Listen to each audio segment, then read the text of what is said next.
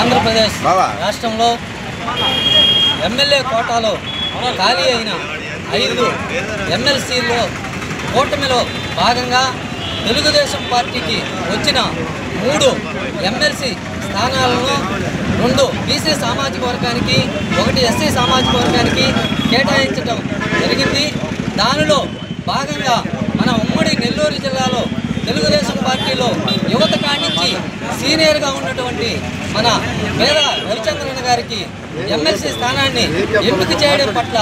మన తెలుగుదేశం పార్టీ జాతీయ అధ్యక్షులు రాష్ట్ర ముఖ్యమంత్రి వర్యులు నారా చంద్రబాబు నాయుడు గారికి, రాష్ట్ర విద్యా ఐటీ శాఖ మంత్రి వర్యులు మరియు తెలుగుదేశం పార్టీ జాతీయ ప్రధాన కార్యదర్శి లోకేష్ బాబు గారికి ముఖ్యంగా కృతజ్ఞతలు తెలియజేసుకుంటూ ఈరోజు మా గూడూరు నియోజకవర్గ శాసనసభ్యులు డాక్టర్ సి పాసం సునీల్ కుమార్ అన్న గారి సూచనలతో ఈరోజు తెలుగుదేశం పార్టీ క్యాంపు కార్యాలయంలో మరియు టవర్ క్లాక్ గూడూరు నడిబొట్టినటువంటి